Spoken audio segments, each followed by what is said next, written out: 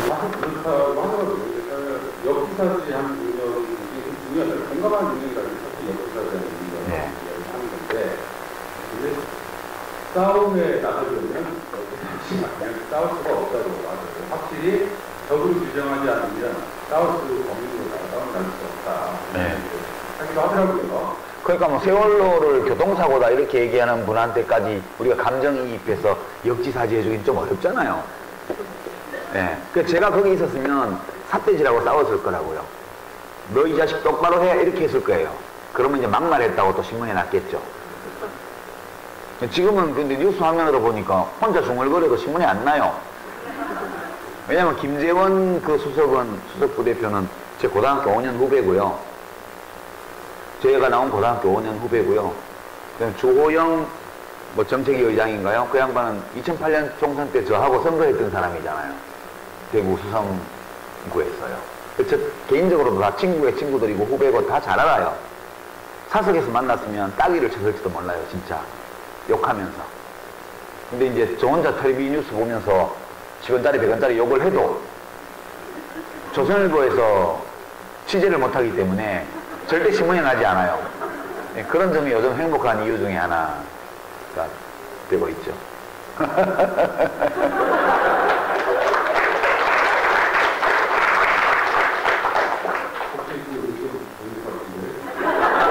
아니 너무 좋을 때 나는 웃음이.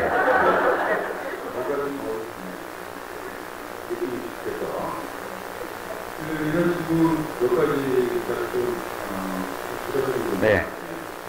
하나를 좀 모아보니까요. 아까 질문하셨는데 공감이 어떻게 키워야 합니까? 하나 있거든요. 다른 하나는 학생 청소년, 대학생, 고민들 그런 청년들에게 한 말씀 좀 부탁을 드리면 공무원학원이 정말 어딘가요? 아빠랑 싸웁니다. 뭐가요? 공무원 학원이 예, 공무원 학원 싸우는데 그 대학생 청년들의 고민에 대해서 한 말씀 부탁하는 그런 예. 공감 능력은 그걸 키우기 위한 특별한 노력이 필요 없고요. 자기 마음속에 그게 일어나면 표현하면 돼요. 표현하고 나면 그게 더 커져요. 보면. 그래서 원래 있는 거기 때문에 억누르지만 않으면 되는 거거든요. 근데 이제 표현하지 않고 그냥 가지고만 있으면 이게 자라기가 어려워요. 그래서 어떤 느낌이 들었을 때 그게 이제 마음의 소리거든요. 어떤 다른 사람의 아픔, 슬픔, 고통 이런 것들이 내 안에서 어떤 감정을 불러일으켰을 때 그때 그게 마음의 소리예요. 그걸 잘 들어보고 그 감정을 표현하지 않으면 되게 찜찜하거든요. 너무 과하게 표현하면 내 생활이 엉망이 돼요. 그래서 내가 큰 부담 느끼지 않고 그래도 내 마음을 표현할 수 있는 길이 뭘까? 이렇게 찾아봐서 할 수 있는 걸 하시고요. 자기 생활의 중심을 지켜나가야 돼요. 지켜나가면서 하는 게 중요해요. 연관된 건데 두 번째 질문도요. 공무원 학원이 답이기도 하고 답이 아니기도 하죠. 사람에 따라서. 그 일을 하면서 의미를 찾고 즐겁게 할 수 있는 사람에게는 답일 거고요. 실제 다른 것을 하고 싶고 다른 걸 더 잘할 수 있는데 그걸 하면 그건 오답인 거죠. 정답이 아니고. 그래서 그건 일률적으로 답이다, 답이 아니다 이렇게 말할 수가 없습니다. 다만 제가 이제 청년들에게 이야기하고 싶은 거는 청년들은 되게 예민해요. 어른들보다. 기성세대보다 이 청년들일수록 거울 신경세포가 활발해요.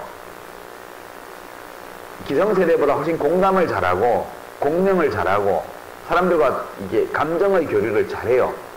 그래야 연애도 할 수 있고 뭐 그런 거니까. 그 맘때가 그걸 잘 할 때예요. 그래서 사회에 큰 문제가 있고 어떤 사회 악이나 불의가 있을 때 청년들이 맨 먼저 들고 일어나는 이유가 그것 때문이라고 저는 생각을 해요. 이것이 활발하기 때문에요. 그것이 자기 마음에 뭘 많이 일으키는 거예요. 자기 내면에 사회에서 벌어지고 일들이 내 마음속에 뭘 많이 일으켜요. 그리고 이 많이 일어나는 감정들을 억누르고 표현하지 않고 참으려니까 너무 괴로운 거예요. 그러니까 이걸 어떤 방식으로든 터뜨리게 돼요. 그래서 청년들이 활발하게 하는 독재 정권 때도 민주화운동도 청년들이 앞장서서 했고요. 그 다음에 뭐 산업화 시대 노동운동도 젊은 노동자들이 먼저 했고요. 우리 전태일 열사 같은 분은 그게 너무너무 많이 발달한 분이세요. 그 15, 16 먹은 어린 여동생 같은 그 청계천의 여성 노동자들이 당하는 고통, 야근, 철야, 위장병, 피부병, 이런 것을 보면서 너무 고통스러웠기 때문에 도저히 그냥은 살 수가 없었던 거예요. 그래서 자기 몸에 불을 붙이신 거거든요. 그 특별한 분이세요, 진짜. 그런 분이. 저는 종교적으로는 예수님 같은 분이라고 생각해요. 예수님이 인간의 죄를 대신해서 돌아가셨다. 이제 기독교에서 그렇게 얘기하는데 그게 무슨 의미일까 생각을 해보면 그런 의미 아닐까 싶은 거예요, 저는. 그런 거고, 부처님이 생로병사의 고통에 대해서 고민을 하고 이렇게 이제 도를 찾고 펴고 했던 것도 다 그거 아니겠어요? 사람들이 병들고 고통받고 죽어가는 것에 대한 공감이 너무 컸기 때문에 왕자가 궁전에서 도망쳐 나와서 그걸 한 거 아니겠어요? 저는 모든 위대한 인간들의 행위의 동기에는 그게 숨어 있다고 저는 봐요. 되게 중요한 건데요. 다만 청년들은 이게 그냥 활발하기 때문에 이것을 적정한 수준에서 표현하고 관리하기가 힘이 들어요. 그래서 이제 극단으로 나가기 쉬운데요. 한 극단은 일체 타협하지 않으려는 거예요. 이 세상의 부조리와 어리석음과. 또는 한 극단은 이건 없어지지 않는 거니까 포기해버리는 거예요. 외면해버리는 거예요. 이 양극단이거든요. 저는 둘 다 불행하다고 봐요. 일체의 타협도 할 수 없으면 죽는 길밖에 없어요. 예수님이나 전태일 여사나 안중근 의사나 이런 분들처럼요. 타협을 전혀 할 수 없는 어떤 사람이라면 죽는 길밖에 없어요. 근데 완전히 타협해버리면 그럼 물드는 거예요. 거기에 자기가 악과 부조리, 불의의 일부가 되는 거예요. 그러니까 제가 청년들에게 권하는 것은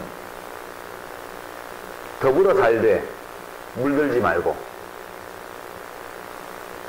예, 더불어 살되 물들지 말고.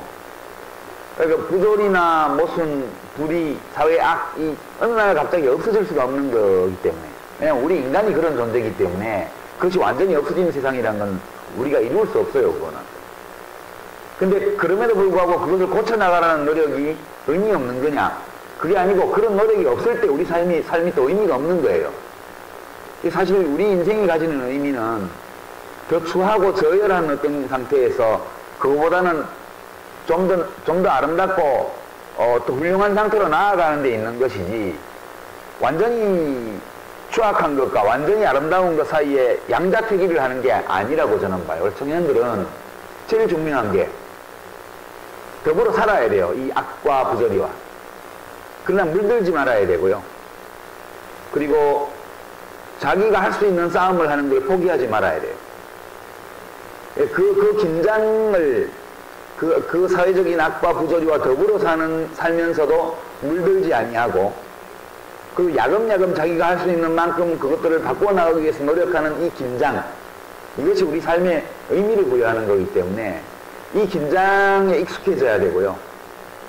그리고 그 긴장 속에서 자기 길을 찾아야 돼요.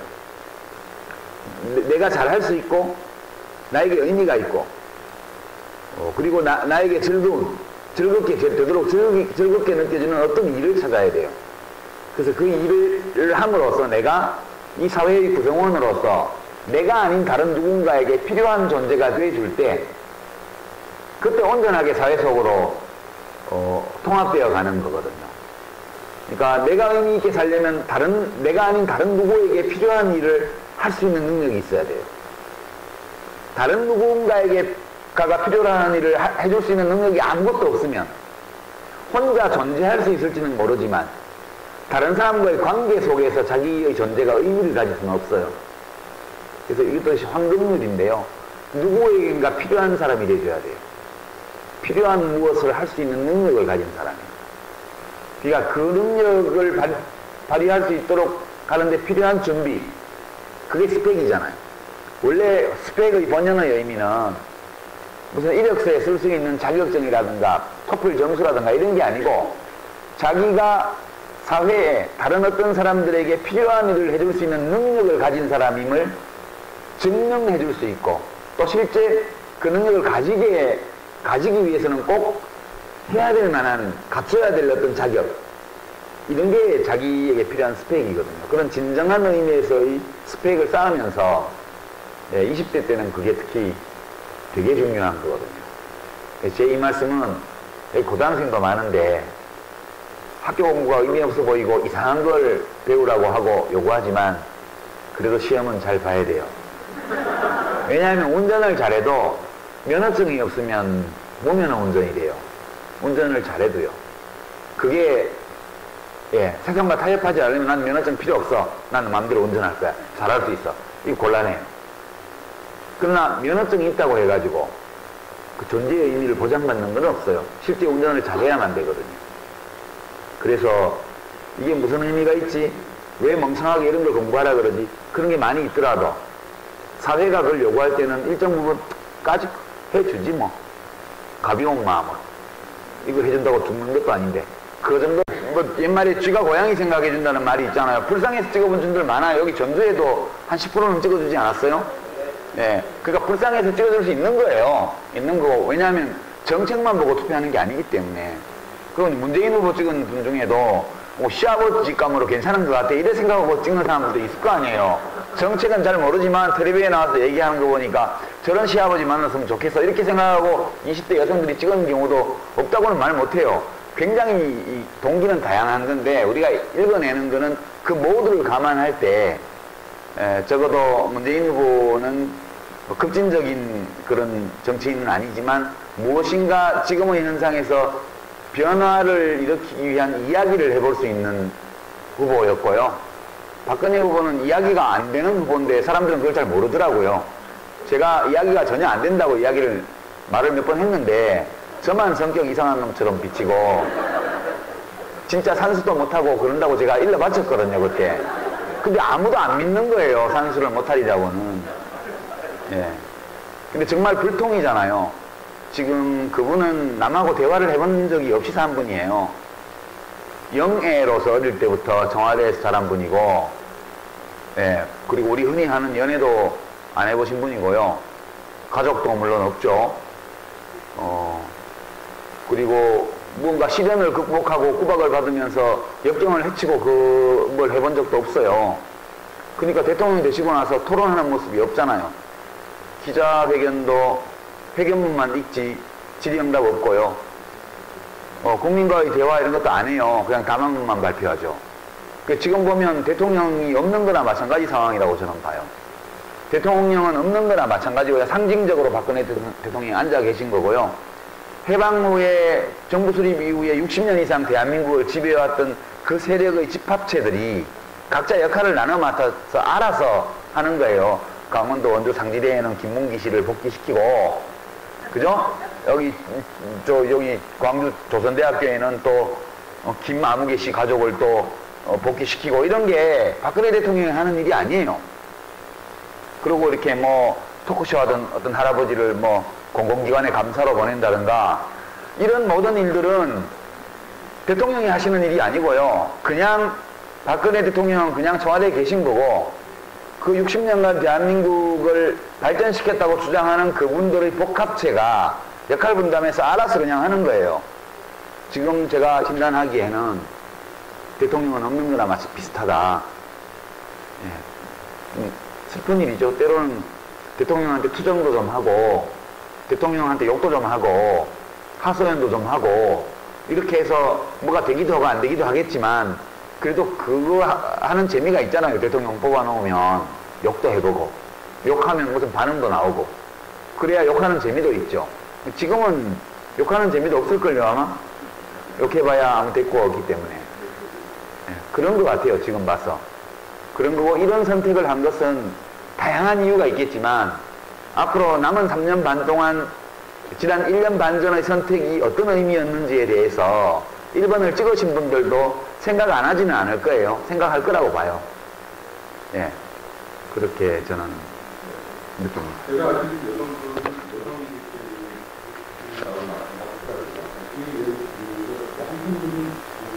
굉장히 이야기를 잘하거든요.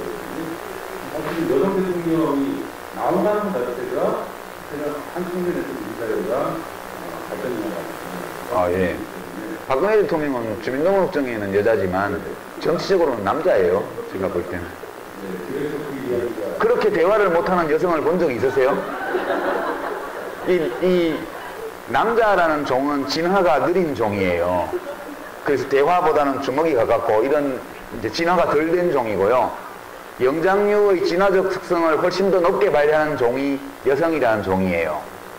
그러니까 이 터치하고 이제 접촉하고 대화하고 배려하고 이렇게 하는 능력이 훨씬 더 발달한 종이거든요, 여성이. 그래서 남자들 중에는 저렇게 불통인 분들이 왕왕 있지만 여자들 중에는 진짜 드물어요. 예, 저는 참 희귀한 케이스다 그렇게 생각을 하죠. 네. 어렵네요. 네. 아무튼 하세요. 네. 왜 길게 설명을 하시는지 비리는 바로 대답하거든요. 다양한 욕구를 가진 사람들의 다양한 상관들이 여기에서 실험의 부분들에 대한 이해가 있어야 된다는 생각들을 많이 하게 됐습니다. 비리는 이제를 들었고요. 여러 가지 질문이 들어와 있습니다. 다양한 형태의 질문이 들어와 있는데요. 몇 가지 좀 골라서 첫 번째가 이제 아무래도 결론은 공감입니다. 확실하게 중요하다라고 하는데 이렇게 얘기가 됐어요. 중요하다는 걸 공감합니다. 그러나 자신보다 불리한 위치에 있는 사람들을 죽어보는 문제를 따라 공감해줘야 할, 개선해줘야 할 의미입니다. 그 사람 바꾸려다가 왜 싸우고 힘들어서. 네. 네. 그 공감 중요하다 생각을 하는데. 예, 그러니까 남을 못 바꿔요. 싸우지 말라고요. 그냥 내가 한번 얘기해 보는 거야. 이 정도를 해야 되고요. 남을 못 바꿔요. 거의 남을 바꿀 수가 없어요. 누군가 바뀐다면 그 사람이 바뀔 준비가 됐을 때 바뀌는 거거든요. 우리가 해줄 수 있는 것은 혹시 그 사람이 스스로를 변화시킬 의향이 있을지 모르는 상황이라면 도움이 될 만한 것들, 정보, 체험, 공동의 경험의 기회, 이런 것들을 제공해 줄 수 있는 것이 우리가 함께 살아가는 이웃을 위해서 할 수 있는 일의 최대치라고 저는 봐요. 만약 내가 그 사람을 바꾸려고 한다면 그 사람의 인생에 대해서 내가 책임져야 되잖아요. 내가 어떻게 책임을 져요? 그냥 우리는 같이 살아가는 사람들에게 기회를 줄 수 있다고 생각해요. 그러나 그 기회를 살려냐 안 살려냐는 그 사람 인생의 문제지 우리 문제는 자기 문제는 아니거든요. 그런 태도로 대하시면 좋을 것 같아요. 그거 속상해 하실 필요도 없고요. 좋은 거 줬는데 좋은 거를 제공했는데 누가 친구가 안 받아가면 그 친구만 손해지 내가 손해날 건 없잖아요. 그렇게 생각하면서 지내시는 게 좋을 것 같아요. 그러면 이런 공간을 어려움으로 생각하시기도 하고요. 점점 공간을 떠나는 것 같다. 특히 스마트폰 시대에 공간을 떠나는 게 아니라 우리 미래 불안한 거 아니냐 이런 질문을 저는 반대로 보는데요. 만약 세월호 참사 때처럼 5.18 때도 스마트폰이 있었다면, 그래서 금남로에서 이루어지는 그 살상행위들이 실시간으로 동영상 촬영되어서 다른 지방으로 전송되었다면, 그러면 전두환은 대통령이 될 수 없었어요. 정말 우리가 세월호 참사에 이렇게 많이 슬퍼하는 이유 중에 하나가요, 아이들이 남긴 카톡 문자 동영상 때문이에요. 그 카톡 문자 동영상에 그 아이들이 마지막 순간에 느꼈던 고통과 두려움, 원망, 이런 모든 감정들이 그대로 실려서 전해오기 때문에 우리가 눈앞에서 그걸 같이 겪는 것처럼 감정이입이 되잖아요. 그것 때문에 더 많이 슬프고, 그리고 자기는 밥을 계속 먹으면 미안해지고, 이런 감정이입, 공감, 공명, 이런 것들이 그 스마트폰 때문에 생긴 측면이 굉장히 크다고 생각해요, 저는. 그래서 5.18 때 스마트폰이 있었다면 전국에서 다 봉기가 일어났을 거다. 저는 그렇게 생각해요. 그것이 공감을 해치는 것이 아니고요. 지금은 이게 막 도입이 돼가지고 같이 앉아서 밥 먹는 사람은 안 보고 멀리 같이 밴드 하는 사람만 보니까 문제잖아요. 아직은 우리가 이 스마트폰이라는 이 정보통신의 혁명적 도구를 잘 활용하는 방법을 아직 못 익힌 단계일 뿐이라고 생각하고요. 앞으로 이게 스티브 잡스가 엄청난 문명의 진보를 가져올 수 있는 기술적 조건을 남겨주고 떠났다. 그 사람 진짜 혁명가라 저는 그렇게 생각해요. 일부 부작용이 있지만 저는 낙관적으로 봅니다. 오늘 정말 가장 많은 질문들이 올라오는 것 같아요. 제가 질문들이야, 유시민 작가님 말씀하신 것들에 대한 정리 하나. 원래 진행자가 힘들어요. 좀 쉽게 나온 질문 몇 가지 좀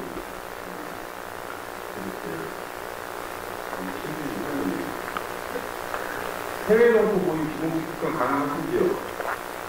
아, 해외 강연이요? 네.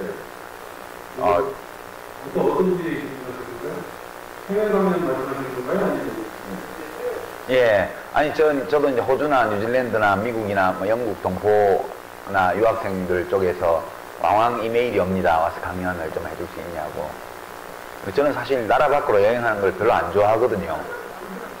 그래서 심지어 지금 진행하고 있는 정치 카페도 해외 공개 방송을 해보자는 아이디어를 실무자들이 가지고 왔기에 어디서 녹음하나, 녹음해서 내보내면 전 지구가 다 같은 마당인데 왜 이걸 굳이 외국에 나가서 비행기사 들여서 이산화탄소 뿜어가면서 그렇게 하냐 그러고 말았어요. 제가 사실은 할 수 없는 건 아니지만 굳이 밖에 나가서 이렇게 해야 될 만한 어떤 욕구랄까? 이런 걸 별로 못 느꼈어요. 예, 그래서 안 하고 있죠. 저는 되게 성격이 좀 익숙한 공간에서 익숙한 사람들하고 이제 조금씩 어울리면서 이제 책 읽고 글 쓰고 이런 걸 원래 좋아하는 사람이라 지금은 내가 좋아하는 스타일의 인생을 살아보자 이렇게 생각하는 중이라서 당분간은 계획이 없습니다. 제 생각이 또 변할 수도 있죠. 조금 시간이 지나면서. 예. 아니 뭐 비공식이든 공식이든 마찬가지예요. 그리고 저 혼자 가면 제 처가 좀 싫어하기도 하고. 함께 가려니까 우리 중2 아들이 있어가지고. 이게 인생이 복잡해요. 진짜 단순하지 않거든요. 예. 차라리 이거 나중에 하루 지금 하는 거 그때 그런 대답을 달라지는 아니요, 똑같았을 거예요. 네. 예. 자, 이 정말 아주 간단한 질문입니다. 2014년 그거 행복하게 지금 좋아하는데 예, 대체로 그런 것 같아요. 예. 어떤 점에서 행복하고 어떤 점에서 행복하지 않으십니까? 아니, 그냥 이제 제일 좋은 거는 가고 싶지 않은 장소, 만나고 싶지 않은 사람을 가고 싶지 않은 곳을 가지 않아도 되고 만나고 싶지 않은 사람을 만나지 않아도 되고 하고 싶지 않은 말을 하지 않아도 된다는 것 자체가 굉장히 좋은 것 같아요. 예전에 정치할 때는 그 세 가지를 다 했었어야 되거든요. 그리고 이제 책 읽고 글 쓰는 것이 제가 좋아하는 일이기 때문에 이제 아침에 작업실로 출근하고 저녁에 퇴근하고 가끔씩 사람들 만나서 뭐 이야기 조금씩 나누고 그 정도로 이렇게 살아가는 게 제일 좋은 것 같고요. 행복한 것 같고 좀 대체로라고 말할 수밖에 없는 거는 너무 좀 슬프고 화나는 일이 많아서 저는 이제 뭐 진짜 농반 진반 광화문 단식 농성장에 나타나면 또 배후 불순 세력이 드디어 나타났다고 또 그럴까봐 사실 겁이 나요. 왜냐하면 저는 되게 싸가지 없는 놈 이렇게 찍혀가지고 저를 딱 공격하기만 하면 이게 효과를 보나 봐요, 저쪽에서. 그래서 나는 얼굴 안 내밀어 주는 게 제일 나은 거 아닌가? 그런 생각도 한편으로 좀 씁쓸하지만 있기도 하고요. 그래서 그것 때문에 되게 좀 불편해요. 저희 딸이 열심히 다니고 있으니까 그래 너가 가족 대표 선수로 열심히 다녀라 그러고 있습니다. 그것 때문에 좀 불편해요. 불편한데 가서 하루 이틀이라도 좀 같이 단식을 굶었으면 좋겠는데 고민 중이에요. 네. 진짜 일이 많지 않을까 예. 이 자유인의 세대 예. 자유인 예, 그렇죠. 지금은 사실, 예. 자유라는 게 그렇잖아요. 하고 싶은 거 하고 하기 싫은 거 안 하는 게 자유인데, 대체로 자유롭게 생활을 하니까, 인생 살아오면서 요즘이 제일 괜찮지 않나? 그런 생각 좀 들고. 근데 이제 이런 얘기를 함부로 하기는 좀 어려워요. 시절이 하수상해서, 예. 그래서 유시민 작가님 정말 진심 안 하실 건가요? 예. 들어와. 그 이제 못하죠. 안 하기도 하고. 저는 정치를 떠나기 전까지 이 선거에 3번 연속 떨어진 사람이잖아요. 그러면 그거는 일단 회사 채용 시험으로 보면 이제 시험 3번 봐서 계속 그 회사에 떨어진 거 비슷하기 때문에 계속 지원하는 거는 민폐라고 봐요. 그래서 그거는 이제 다른 일을 해라. 그런 것으로 알고 저는 이제 제가 잘할 수 있는 일을 하는 거니까 뭐 이것도 정치만큼이나 사회적으로 의미 있는 일이라고 생각하고요. 네. 그리고 많은 사람들이 원하고 또이 사회가 요구하는 바가 있으면 또 하는 것도 필요하지 않을까요? 많은 사람들이 우선 원하지 않고요. 많은 사람들이 원한다는 증거도 없고요. 그리고 많은 사람이 원해도 저는 안 할 거예요. 그냥 예. 왜냐면 나도 내 인생을 살 권리가 있는데 언제까지 사람들이 원한다고 그 인생을 살아줘야 되나? 그런 걸 삐딱한 그런 좀은 삐딱한 그런 게 제가 아까 말씀드렸잖아요. 저는 국민들을 무작정 하늘로 여기는 게 아니고 어리석기도 하고 위대하기도 한 그런 존재로 보고 제 자신도 그렇기 때문에 좀 삐지기도 하고 감동먹기도 하고 그런 사람인데 지금은 좀 삐진 상태거든요. 솔직히. 예. 아니요. 저 뒤끝이 있어가지고 한번 삐지면 오래가요. 언론에서 제일 좋아하는 부분이 이런 식입니다. 네. 이거다가 하나 얻어버리면 이렇게라고. 자, 어쨌든 뭐 여러 가지 질문들이 많이 나왔는데요. 하나만 더 우리 중에 후보 이거 어떻게 마음정리를 하시는지 마음 정리가 잘 안 되죠. 이제 시간이 필요한 거죠. 옛날 그 대중가요 유행가에 시간이 약이겠지요. 세월이 약이겠지요. 그런 우리 어렸을 때 듣던 뽕짝 노래 중에 이 세월이 약이겠지요라는 그런 가사도 기억나고요. 이하이 1, 2, 3, 4에 보면 시간이 모든 것을 해결할 거야. 그런 시간이 모든 것을 해결할 거야. 그런 게 있더라고요. 그래 맞아. 시간이 걸리는 거야. 그렇게 생각하고 애도 기간은 정해져 있는 게 아니기 때문에요. 각자 사람들마다 다 애도 기간이 다를 수밖에 없고 애도의 형식이나 이런 것도 사람들마다 차이가 있을 거라고 보고 이제 저 개인적으로는 아직은 애도가 다 안 끝난 것 같아요. 시간이 좀 더 걸리지 않을까? 네, 그렇게 생각합니다. 지금 상황들이 더 생각하게 만드는 부분이 있는 것 같아요. 이들에 대한 부분이 있고 아니 그래도 그분은 뭐 누가 욕을 하면 대꾸라도 했잖아요. 그죠? 그러고 이렇게 의견이 다른 사람들이 공격하면 따박따박 자기 의견을 얘기를 했고요. 그러니까 우리가 확실히 알 수 있는 것은 저 사람은 내가 욕을 하든 뭐를 하든 이야기를 하면 내가 뭔 말 하는지를 최소한 알아듣는다. 그건 확실했던 대통령이죠. 그것이 불확실할 때 느끼는 절망감, 아득함, 이게 뭔지는 그때는 몰랐던 것 같아요. 예. 예. 아니, 내 말을 들었는지 안 들었는지도 모르겠고, 들었지만 알아들었는지 안 알아들었는지도 모르겠고, 이러면 되게 고달퍼요, 국민이. 예. 그래서 저는 그때는 뭐 대통령이 말 많다고 사람들이 비판을 많이 했는데요. 그래도 주먹으로 쓰는 것보다는 말 많은 게 나아요. 주먹을 안 쓰려니까 말이 많아지는 거거든요. 지금처럼 아무 말도 안 하고 경찰 풀어갖고 다 해결하고 뭐 국정원 풀어서 해결하고 힘으로 다 할 것 같으면 말이 필요 없죠. 그래서 우리가 독재는 힘으로 하는 데고 민주주의는 말로 하는 데니까 대통령이 말 많은 게 되게 당연한 거예요. 원래 말이 많아야 돼요. 오바마 대통령도 얼마나 말 많아요. 그죠? 근데 오바마 말 많다고 그러지 않잖아요. 그게 정상이기 때문에.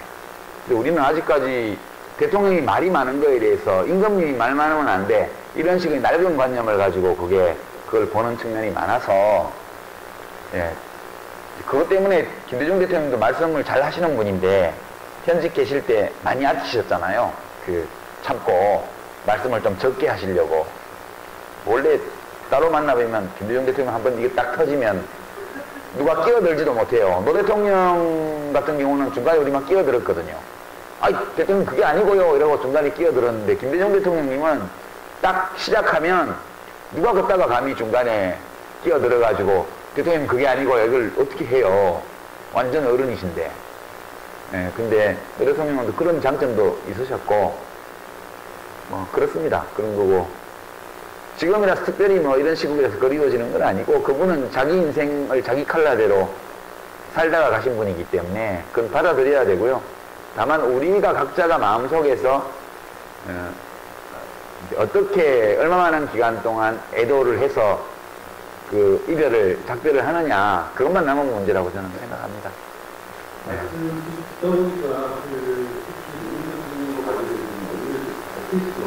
네.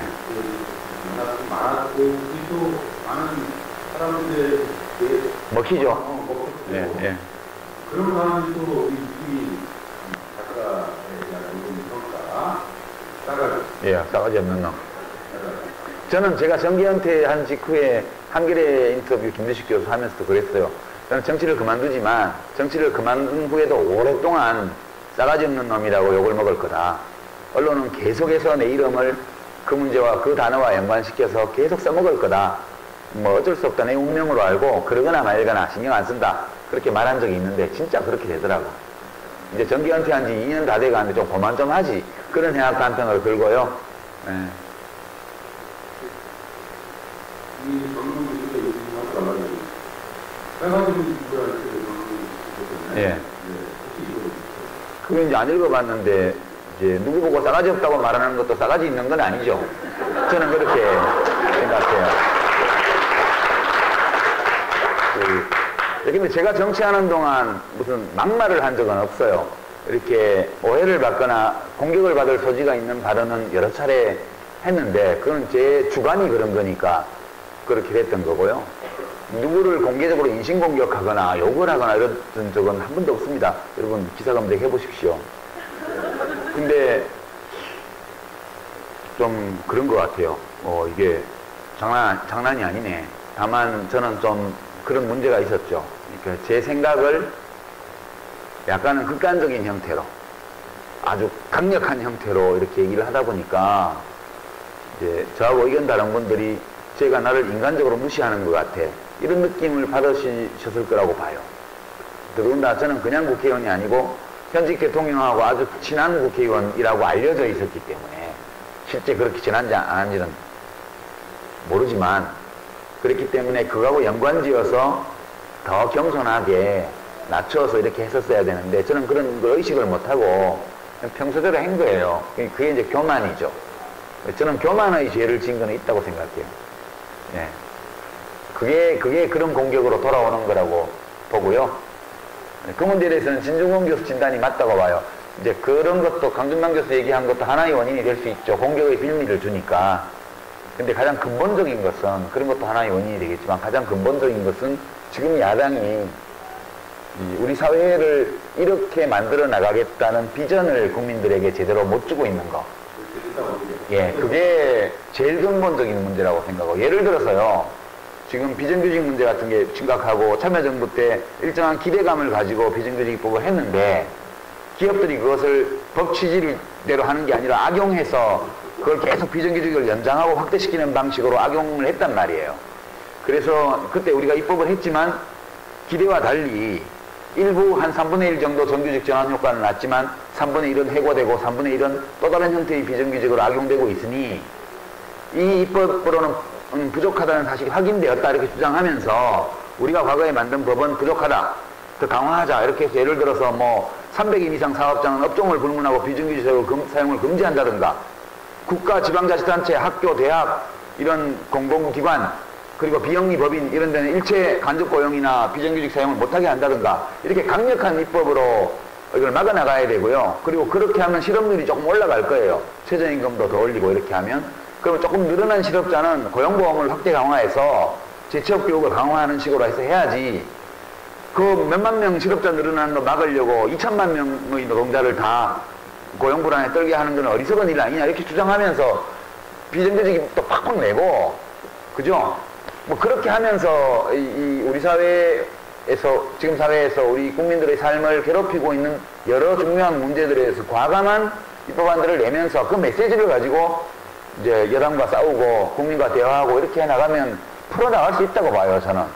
근데 그런 비전과 정책을 제시하려는 노력을 너무 적게 하고 다른 거에 너무 많이 신경을 쓰고 있어서 국민들의 그 신뢰를 못 받는 거 아닌가.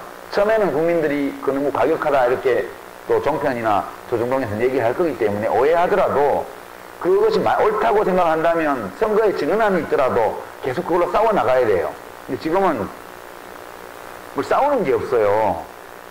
뭐 싸우면 안 된다는 이상한 여론에 밀려가지고 야당이 왜 있어요? 싸우라고 있죠. 근데 뭘 가지고 싸우냐? 민생, 국민의 삶, 사회의 정의 이런 걸 가지고 싸워야 되는 거죠. 예, 근데 진짜 좀 잘 못하는 것 같아요. 그렇다고 제가 한다고 더 잘할 수 있는 건 아니지만.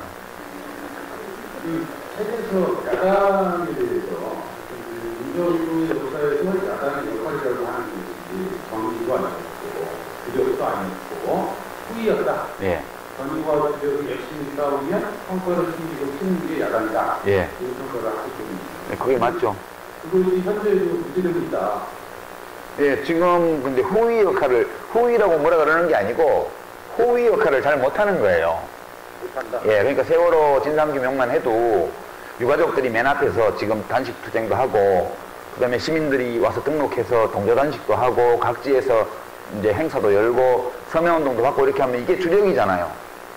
그러면 뭐든지 제도로 돼야 되는 거니까 그 책임을 진 게 야당 아니겠어요? 그러면 이제 그 전위와 후위 주력들이 싸우고 있는 경찰과 대치하고 뭐 하고, 그거 가서 국회의원 보고 같이 경찰하고 싸우라는 게 아니에요. 시민들이 싸우면 뒤에서 그 요구를 받아서 제대로 된 이제 세월호 특별법을 위반을 하고, 그걸 가지고 이제 국민들에게 말씀드리고, 여당과 협상하고, 안 되면 싸움도 하고, 이렇게 하는 게 야당의 역할인데, 어느 것 하나 지금 사실 제대로 되고 있지 않은 거 아닌가?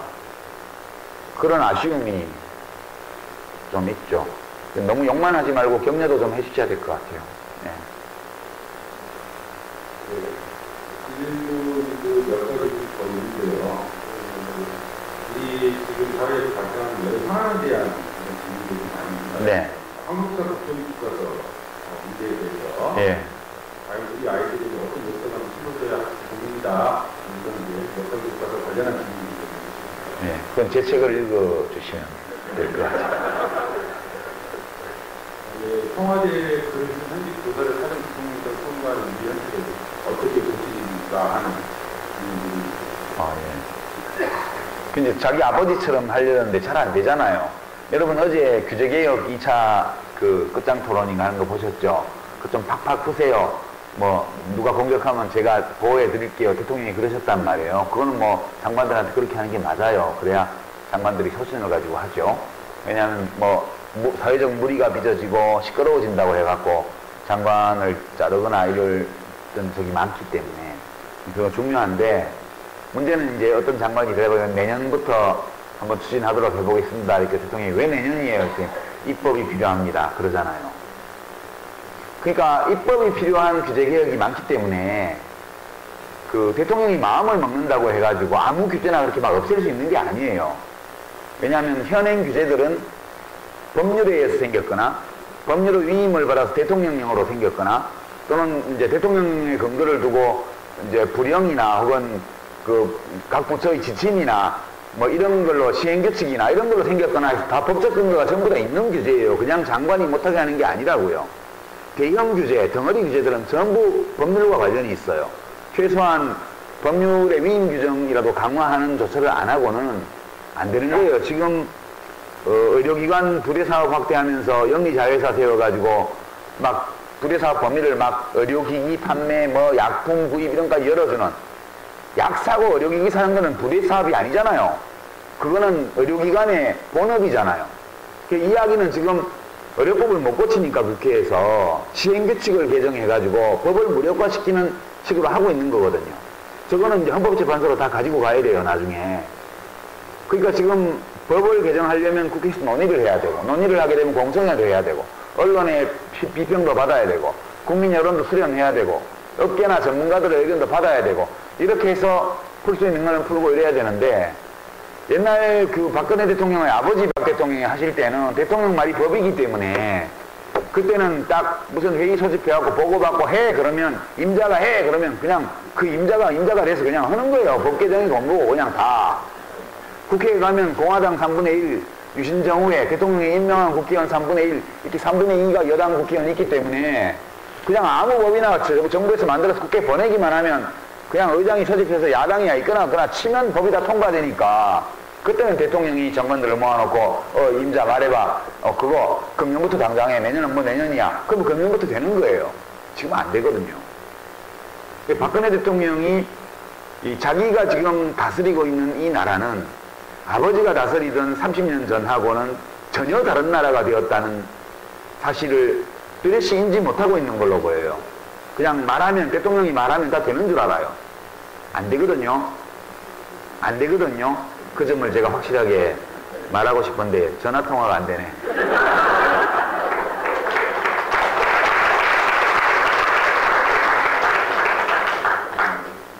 이승환 교수가 아주 잘했다는 생각이 들기에 마치 시원시원하게 잘해주신대요. 평가는 청중들이 하십니다. 반응이 컸습니다. 그 질문이 몇 가지 좀 보여주는데요. 현대 정부가 어떻게 보시나요? 산업법 공산주의 인권주의에 맞으면서 나라 현대 정부가 어떻게 거라고 예. 중국이요. 예, 중국은 박정희 시대 대한민국하고 비슷하다고 봐요, 저는. 근데 큰 차이가 있는 거는, 중국도 재벌도 있고 빈부격차도 심하고, 막 노동자들 권리 보장 안 해주고, 수출 중심이고, 비슷해요, 진짜. 한국을 많이 연구했거든요, 중국이. 근데 결정적인 차이는, 한국은 박정희 대통령 혼자서 18해 동안 이 국가 운영을 좌지우지한 반면, 중국은 공산당이 그걸 해요. 여기는 한 사람이 했고 어떤 사람이 특정한 자연인이 그걸 했고 저쪽은 한 집단이 하고 있어요. 공산당이라는.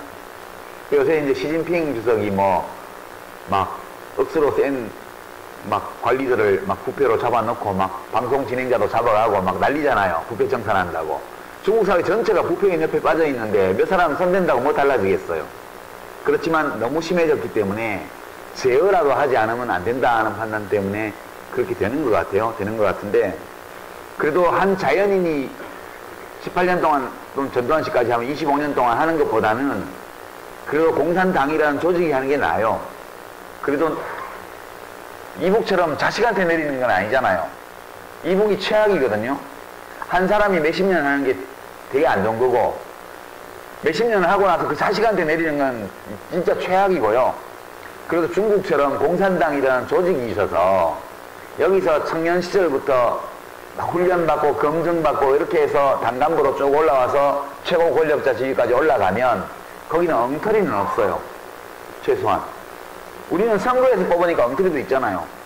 퇴임하신 각하 같은 분은 진짜 엉터리잖아요. 그게 최소한 중국의 국가 지도자는 물을 가두어 두면 맑아진다. 이런 얘기는 안 해요.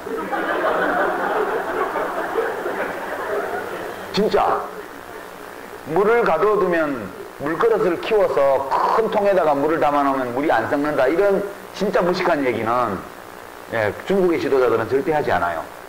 그 정도 멍청한 소리를 하는 사람 같으면 그 최고 권력자 지위까지 오는 동안 다 잘려요. 어디서든. 그래서 이걸 중국 학자들은 신민주주의라고 그러던데요. 민주주의 아니거든요.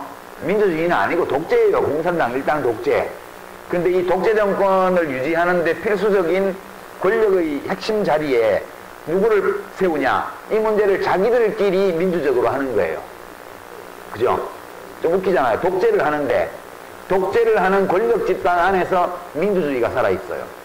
그거를 중국식 민주주의 또는 신민주주의라고 자기들은 얘기하는 거고 우리가 보기에는 공산당 일당 독재고 그리고 솔직한 중국의 지식인들은 일리가 있는데 비판에 우리는 서구식 민주주의를 당장 못해요. 중국 특색의 민주주의, 즉 현 단계에서 중국 사회와 중국 인민들이 어느 정도 받아들이고 어느 정도 효율적으로 운영할 수 있는 정도의 민주주의는 현재 하고 있는 정도니까 귀하들이 양해해줘. 그렇게 이야기를 하고 있죠. 근데 그런 점에서 중국 사회는 70년대나 80년대 초 유신 50대의 한국 사회보다는 훨씬 낫다고 봐요. 정치적인 면에서. 통일주체 국민회의에서 뽑는 대통령이라도 제대로 뽑았으면 반쪽짜리 민주주의라도 되잖아요. 근데 우리는 그 당시에 혼자 출마해가지고 선거 공약 발표도 안 하고 다른 후보도 없고 선거 운동도 없이 그냥 뭐 1,몇백 명, 2,000명 장충체육관에 모아놓고 이제 후보자 이름 잘못 써갖고 무효표 처리된 거 한 표 빼고는 100% 찬성으로 그렇게 대통령을 2번이나 뽑혔잖아요. 그거는 이북이나 거의 진배 없는 그런 최악의 제도였다고 봐요. 그러니까 현대 중국은 민주주의 사회는 아니에요. 공산당 일당 독재 사회고 경제 체제는 완전히 이 천민 자본주의에 가까운 그런 노골적 자본주의고요. 그래서 전체적으로 개발 독재 시대의 한국과 비슷한데 정치적으로는 공산당 내부의 민주주의가 그래도 존재하고 있다는 것이 한국보다 훨씬 나은 점이다. 그게 제가 현대 중국에 내리는 평가고요. 중국이 잘 되면 우리도 좋아요. 이웃집이 잘 되면 우리 사는 형편도 좋아지게 돼 있는 게 이 자본주의 체제, 국제 시스템이기 때문에 중국의 성장에 대해서 지나치게 공포감을 가지거나 그럴 필요는 없다고 봐요. 왜냐하면 우리에게는 멀리 있는 친구가 있잖아요. 미국이요. 이게 가까이에 굉장히 경상도 말로 억수로 센 친구가 있으면, 사람 이웃이 있으면 우리는 일본도 있고 거기다 중국도 있어요. 그럼 멀리 있는 센 친구를 하나 가지고 있는 게 사는데 도움이 돼요. 저는 이제 주한미국 문제나 이런 것도 되게 그런 맥락에서 이해를 합니다. 좀 꼴사납고 때로 우리가 좀 굽실거려야 되고 밥도 사주고 뭐 이렇게 해야 되지만 그래도 가끔 만났을 때 우리가 한번 접대하는 걸로 멀리 있는 친구가 우리 친한 친구가 있고 무슨 일이 생겨서 전화하면 걔가 차 몰고 1시간 만에 나타난다. 이런 정도 친구를 가지고 있는 게 괜찮다고 봐요, 저는. 그래서 중국에 대해서는 약간의 경계심도 필요하고 그러나 지나친 두려움이나 이런 것들은 가질 필요가 없다고 보고요. 이웃의 큰 나라가 경제적으로 되게 번영하면 우리도 함께 번영할 수 있는 기회가 생긴다. 그렇게 보고 우리나라는 이미 경제는 중국에 의존하고 있고요. 안보는 미국에 의존하고 있는 이 시스템을 들어와 있거든요. 이 틀은 벗어나기 어렵지 않을까 당분간 그렇게 보고 좀 존심은 상하는데 그래도 살다 보면 좀 힘이 약한 사람은 지 성질대로 살 수는 없거든요. 북한이 자기 성질대로 살라다 보니까 너무너무 애로사항이 많잖아요. 때로는 비굴함도 필요해요. 저는 그렇게 생각합니다. 한 국가가 생존하는데.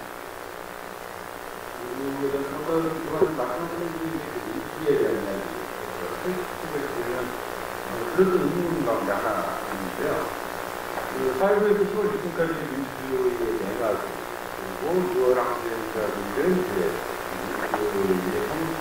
성장기 우리 지금을 가니까 민주주의 성숙기다 이렇게 평가를 하더라고요. 그러면서 또 그런 얘기도 좀 생각하는데 지금 이명박 박근혜 그대라고 이제 있는데 역사적 태행이다라고 좀 많이 평가를 하시거든요. 과연 민주주의 성숙기라고 그렇다면 말할 수 있는가 지금 이런 질문이 궁금한 게 있었어요. 과일이 익을 때 어떤 과일은 썩기도 해요. 그러니까 좀 이제 지금 민주주의 위기고 퇴행기다 이런 지적들이 많이 있잖아요. 지금 진행자께서 이명박근혜 그랬는데 저도 한때 그 용어를 많이 썼는데 이명박 대통령하고 박근혜 대통령은 좀 다른 것 같아요. 똑같다고 생각을 했는데 좀 다른 점이 많은 것 같아요. 요즘 와서 드는 생각인데요. 이제 이명박 대통령이 보수 중에서 소위 자본주의 보수, 그러니까 시장형 보수였다면 주로 한 사업이 4대강 사업 같은 거예요. 막 건설회사에 돈 퍼주고 쌓아놨던 모래는 지금 다 쓸려가서 어디 가버리고 그리고 강 한가운데 콘크리트 구조물이 하나 탁 들어차 있고 물은 썩어가고 그 외에 아무 변화도 없어요. 근데 돈은 30조 원이 들어갔고요. 그런 사업이에요. 누군가 이익을 받죠. 그러니까 아주 천박한 자본주의를 이제 해나가는 그런 시장형 보수정권이었다. 시장주의 보수정권이었다고 봐요. 박근혜 대통령은 이념형 보수정권 같아요. 이념형 보수정권.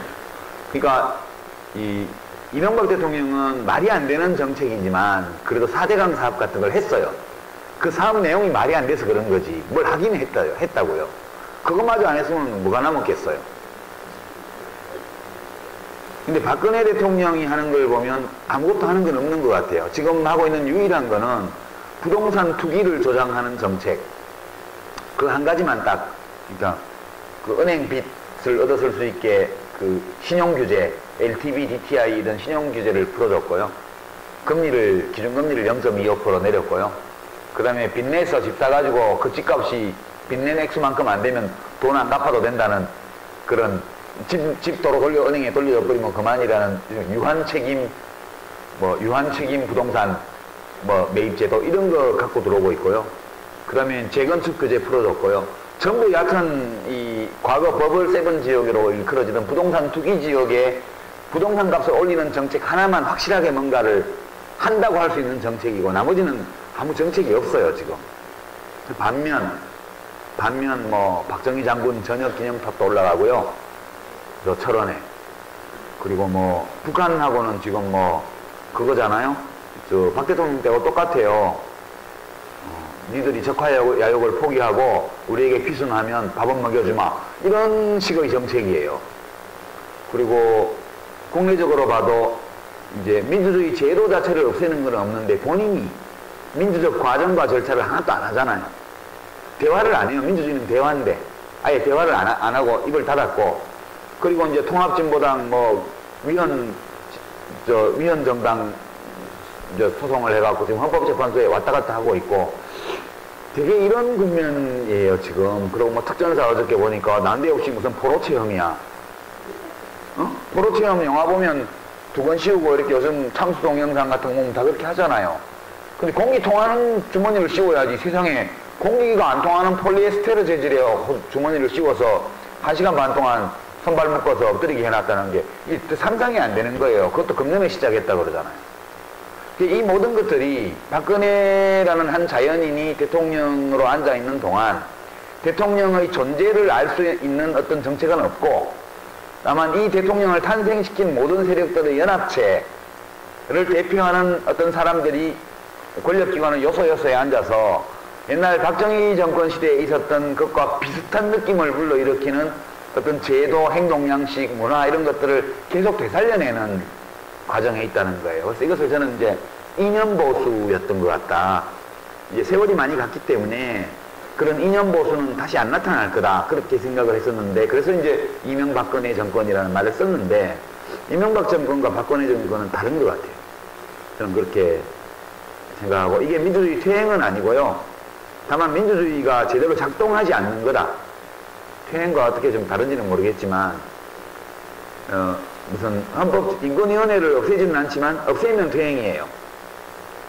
근데 없애지를 않고 이상한 사람을 위원장으로 갖다 놓으니까 없는 거나 마찬가지가 됐잖아요. 이런 식으로 하는 거죠. 이런 식으로.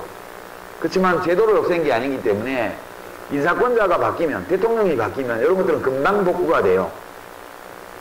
인사 때문에 생긴 것들은. 그래서 저는 지금 위기다 이렇게 보지는 않고요. 학습기관이다. 이렇게 민주주의적 소양과 의지가 없는 사람을 대통령으로 뽑았을 때 무슨 일이 생기는지에 대해서 우리 모두가 지금 학습하는 중이다. 그리고 이 학습의 5년이 끝날 때쯤 그 학습 결과 사람들의 생각이 어떤 변화가 일어났는지가 그때 가서 비로소 분명하게 드러날 거다. 그렇게 보는 거고요. 좀 정말 꼴보기 싫은 일들이 많이 벌어진다는 거, 사람들이 많이 죽는다는 거, 사람이 많이 죽지만 않으면 괜찮을 것 같아요. 사람만 안 죽으면 꼴보기 싫은 거는 참을 수 있다고 봐요, 저는. 3년 반 정도는.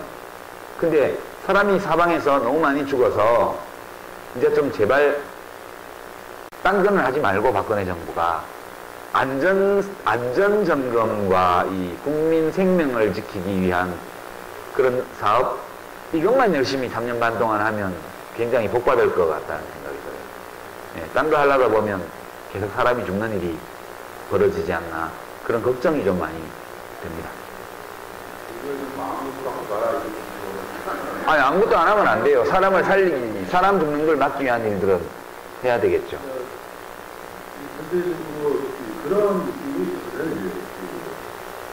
공단 이것도 하니까요. 그래서 가본이 좀 나아졌다. 성취됐다. 민주주의 같은 경우도 성취주의가 장르가 어렵다. 방금 퇴행이라고 말하는 건 어렵다. 성장통이라는 게 있는 거예요. 성장통. 말씀하시면서 조금씩 유연해진 것 같다는 생각도 들고요. 여러 가지 상황들에 대해서. 왜냐면 사람 구간은 법적으로 문제가 있다. 모든 국민이 건강하고, 참 문제이지만, 예를 들어서 몇 가지 어떤 법적인 현안이라든지 이런 부분들에 대해서는, 좀 이렇게 뭐라고 해야 될까요?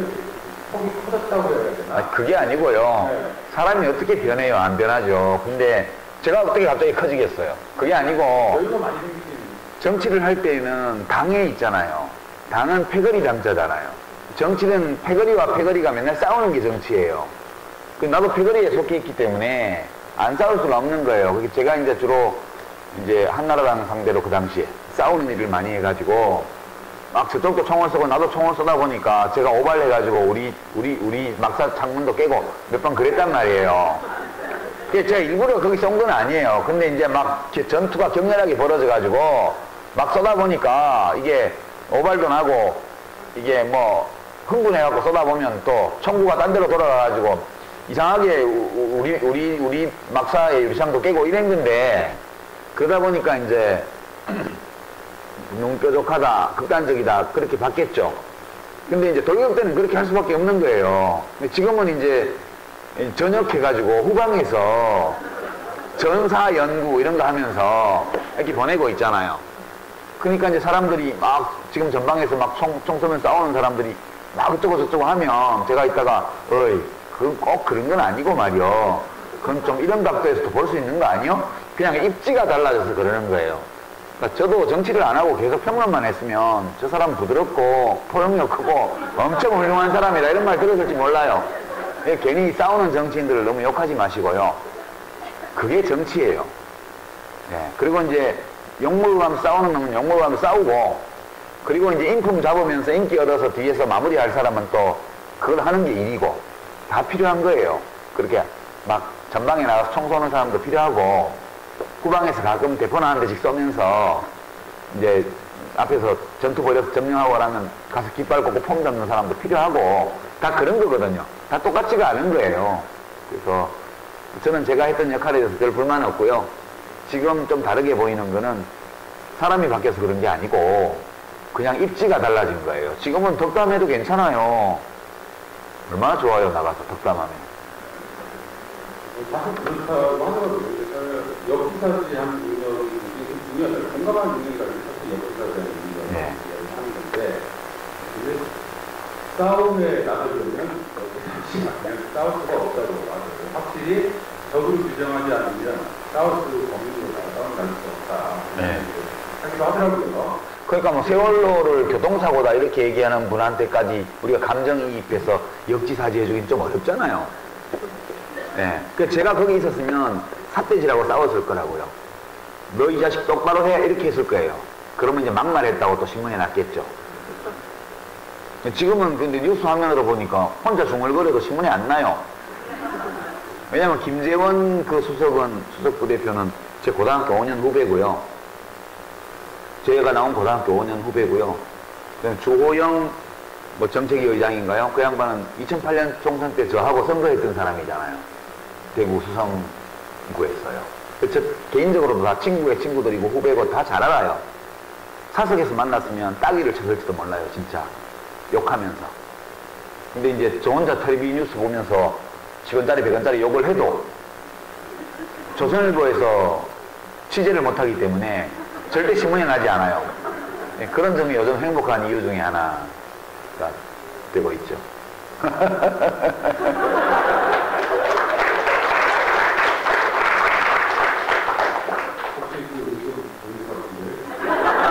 아니 너무 좋을 때 나는 웃음이.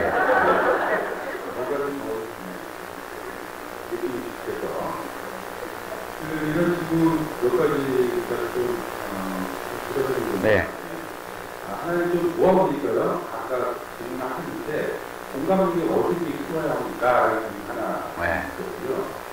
다른 하나는 학생 청소년, 대학생, 고민들 그런 청년들에게 한마디로 좀 부탁을 드리면 공무원학원이 정말 버릴까요? 아빠랑 저도 싸웁니다. 이런 뭐가요? 공무원학원이 예, 공무원학원. 싸우는데 그 대학생 청년들의 고민에 대해서 한마디 부탁하는 그런 예. 공감 능력은 그걸 키우기 위한 특별한 노력이 필요 없고요. 자기 마음속에 그게 일어나면 그냥 표현하면 돼요. 표현하고 나면 그게 더 커져요. 보면. 그래서 원래 있는 거기 때문에 억누르지만 않으면 되는 거거든요. 근데 이제 표현하지 않고 그냥 가지고만 있으면 이게 자라기가 어려워요. 그래서 어떤 느낌이 들었을 때 자기 그게 이제 마음의 소리거든요. 어떤 다른 사람의 아픔, 슬픔, 고통 이런 것들이 내 안에서 어떤 감정을 불러일으켰을 때 그때 그게 마음의 소리예요. 그걸 잘 들어보고 그 감정을 표현하지 않으면 되게 찜찜하거든요. 너무 과하게 표현하면 내 생활이 엉망이 돼요. 그래서 내가 큰 부담 느끼지 않고 그래도 내 마음을 표현할 수 있는 길이 뭘까? 이렇게 찾아봐서 할 수 있는 걸 하시고요. 자기 생활의 중심을 지켜나가야 돼요. 지켜나가면서 하는 게 중요해요. 연관된 건데 두 번째 질문도요. 공무원 학원이 답이기도 하고 답이 아니기도 하죠. 사람에 따라서. 그 일을 하면서 의미를 찾고 즐겁게 할 수 있는 사람에게는 답일 거고요. 실제 다른 것을 하고 싶고 다른 걸 더 잘할 수 있는데 그걸 하면 그건 오답인 거죠. 정답이 아니고. 그래서 그건 일률적으로 답이다, 답이 아니다 이렇게 말할 수가 없습니다. 다만 제가 이제 청년들에게 이야기하고 싶은 거는 청년들은 되게 예민해요. 어른들보다. 기성세대보다 이 청년들일수록 거울 신경세포가 활발해요. 기성세대보다 훨씬 공감을 잘하고 공명을 잘하고 사람들과 이게 감정의 교류를 잘해요. 그래야 연애도 할 수 있고 뭐 그런 거니까. 그맘때가 그걸 잘할 때예요. 그래서 사회에 큰 문제가 있고 어떤 사회 악이나 불의가 있을 때 청년들이 맨 먼저 들고 일어나는 이유가 그것 때문이라고 저는 생각을 해요. 이것이 활발하기 때문에요. 그것이 자기 마음에 뭘 많이 일으키는 거예요. 자기 내면에 사회에서 벌어지고 일들이 내 마음속에 뭘 많이 일으켜요. 그리고 이 많이 일어나는 감정들을 억누르고 표현하지 않고 참으려니까 너무 괴로운 거예요. 그러니까 이걸 어떤 방식으로든 터뜨리게 돼요. 그래서 청년들이 활발하게 하는 독재정권 때도 민주화운동도 청년들이 앞장서서 했고요. 그 다음에 뭐 산업화 시대 노동운동도 젊은 노동자들이 먼저 했고요. 우리 전태일 열사 같은 분은 그게 너무너무 많이 발달한 분이세요. 그 15, 16 먹은 어린 여동생 같은 그 청계천의 여성 노동자들이 당하는 고통, 야근, 철야, 위장병, 피부병 이런 것을 보면서 너무 고통스러웠기 때문에 도저히 그냥은 살 수가 없었던 거예요. 그래서 자기 몸에 불을 붙이신 거거든요. 그 특별한 분이세요, 진짜 그런 분이. 저는 종교적으로는 예수님 같은 분이라고 생각해요. 예수님이 인간의 죄를 대신해서 돌아가셨다. 이제 기독교에서 그렇게 얘기하는데 그게 무슨 의미일까 생각을 해보면 그런 의미 아닐까 싶은 거예요, 저는. 그런 거고, 부처님이 생로병사의 고통에 대해서 고민을 하고 이렇게 이제 도를 찾고 펴고 했던 것도 다 그거 아니겠어요? 사람들이 병들고 고통받고 죽어가는 것에 대한 공감이 너무 컸기 때문에 왕자가 궁전에서 도망쳐 나와서 그걸 한 거 아니겠어요? 저는 모든 위대한 인간들의 행위의 동기에는 그게 숨어 있다고 저는 봐요. 되게 중요한 건데요. 다만 청년들은 이게 그냥 활발하기 때문에 이것을 적정한 수준에서 표현하고 관리하기가 힘이 들어요. 그래서 이제 극단으로 나가기 쉬운데요. 한 극단은 일체 타협하지 않으려는 거예요. 이 세상의 부조리와 어리석음과.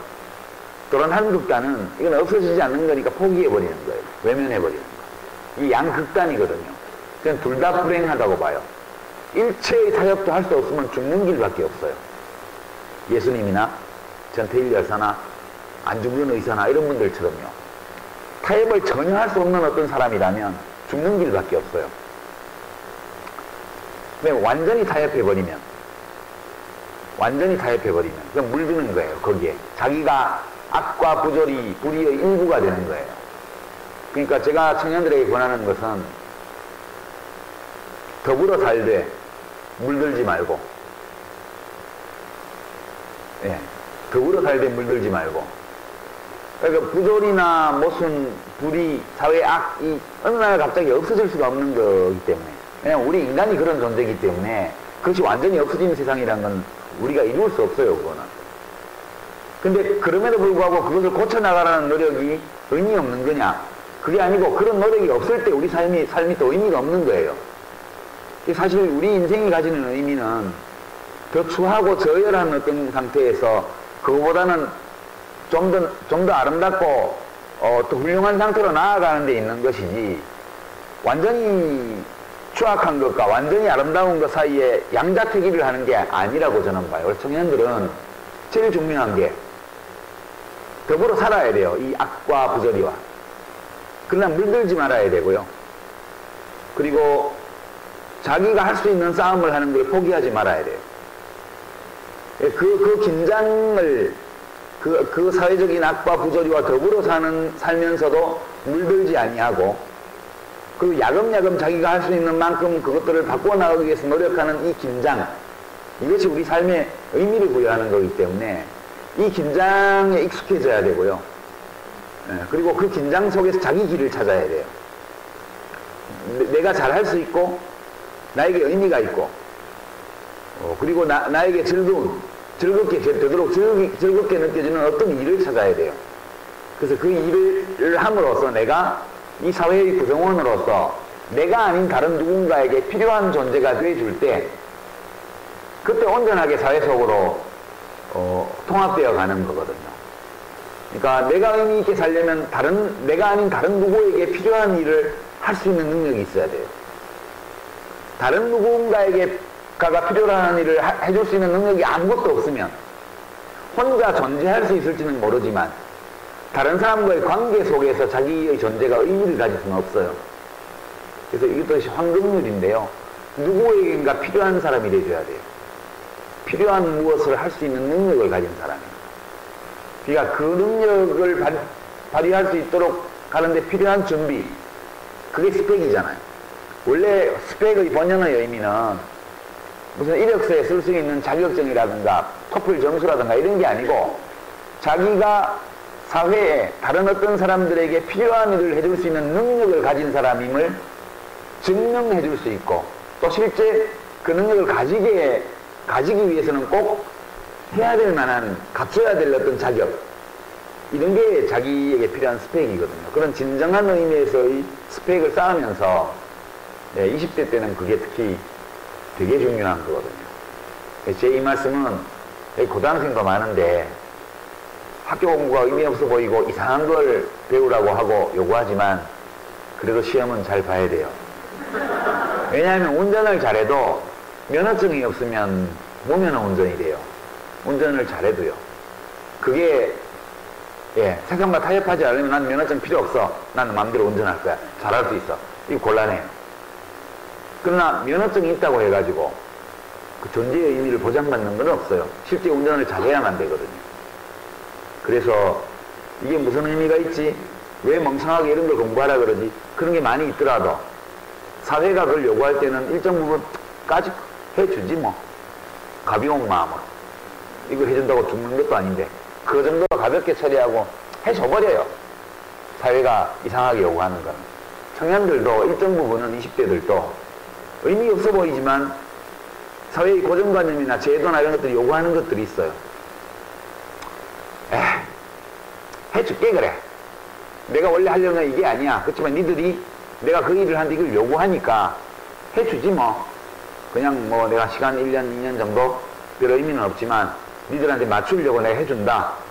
그렇게 해주고 그러면서 자기 진짜 하고 싶은 거를 찾아나가야 된다고 봐요. 부모님이 공무원 시험을 강요한다고 해서 아무 판단 없이 거기서 하는 거는 미련한 짓이 될 가능성이 많죠. 저는 그렇게 보고요. 인생에는 불확실성도 좀 있어야 되고요. 긴장도 있어야 되고요. 예기치 못한 시련과 불운 이런 것들도 좀 따라오고 그럴 수밖에 없는 거라고 생각해요. 그렇게 해나가시면 될 것 같습니다.